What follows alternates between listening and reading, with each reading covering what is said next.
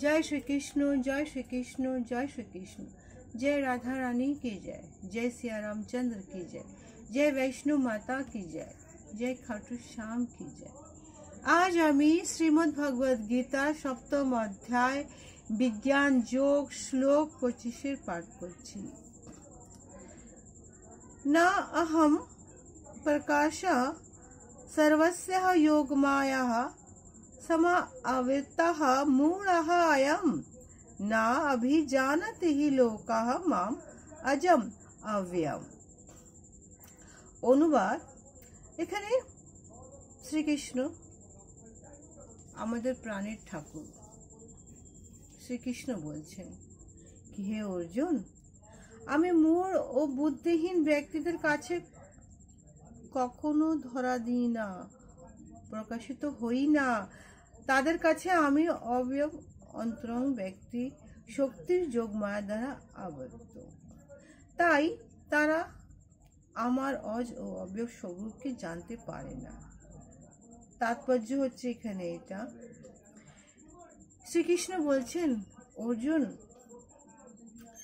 আমি যেমন তোমার সামনে তোমাকে ধরা দিচ্ছি কি আমি ঠাকুর, এই সমস্ত কিছু আমি করছি, তুমি করছো না, তুমি তো একটা কারণ মাত্র।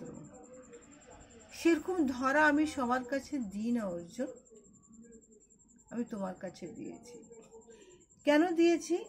কেন সবাই তো আমার যোগ মায়া এই শক্তিকে দেখতে চায় না, সবাই চায় না, সবাই নিজের মধ্যে একদম মস্ত হয়ে থাকে কি আমি আমি আমি।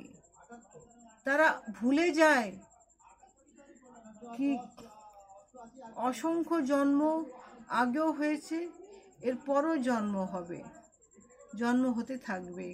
এই জন্ম মৃত্যুর জীবনে যে যে চক্রটা চলতেই থাকবে। কিন্তু যারা এই জন্ম মৃত্যুর জীবনে যে চক্রটা থেকে যারা নিজেকে ভাঙতে চায়, নিজেকে যারা চায় কি আমরা ঠাকুরের চরণে যাই, আমি তাদেরকেই দেখা দিই। এই মহাভারত কালে ভীষ্মদেব ভীষ্ম পিতামহ শ্রীকৃষ্ণকে সে ঠাকুর বলে মনে করেছিলেন, মাতা কুন্তী মনে করেছিলেন, বিদুর মনে করেছিলেন, আর শ্রীকৃষ্ণ তাদের সামনে নিজের সেই রূপকে স্বরূপকে সে ধরাও দিয়েছিলেন। জয় শ্রীকৃষ্ণ, জয় শ্রীকৃষ্ণ, জয় শ্রীকৃষ্ণ। শ্লোক 26। वेदा अहम समहति अतनिः वर्तमानिः च अर्जुनः भविष्यानि च भूतानि माम तु वेदाः न कश्चन। অনুবাদ।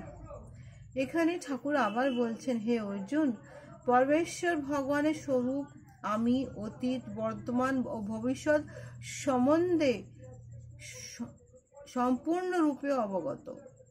আমি সমস্ত জীব সম্বন্ধে জানি, কিন্তু আমাকে কেউ জানে না। তাৎপর্য হচ্ছে এই কি শ্রীকৃষ্ণ এই পৃথিবীতে মানবের কল্যাণের জন্য বারবার জন্ম নিয়েছেন, এসেছেন। জন্ম মানে এসেছেন। অর্জুনও এসেছেন, কিন্তু অর্জুন ভুলে গিয়েছেন তো, নর তো, আর শ্রীকৃষ্ণ হচ্ছেন নারায়ণ, যার জন্য তার সব মনে থাকে, অতীত, বর্তমান, ভবিষ্যৎ।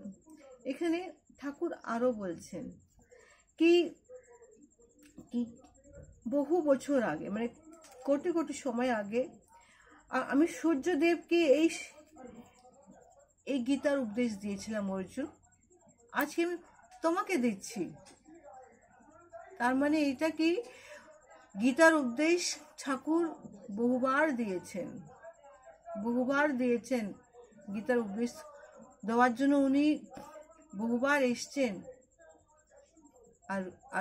আর এই জ্ঞান দিয়েছেন। ঠাকুর এটাও বলছেন কি কোটি কোটি মনুষ্যের মধ্যে কয়জন দুর্লভ ব্যক্তি যারা আমাকে জানার জন্য উঠে পড়ে লাগে, মানে মানে সাংঘাতিক পরাশি হয়ে যায় কি ঠাকুর আমি তোমাকে পেতে চাই, তারাই আমার দর্শন করে, তারাই সেইটা সক্ষমতা করে। জয় শ্রীকৃষ্ণ, জয় শ্রীকৃষ্ণ, জয় শ্রীকৃষ্ণ।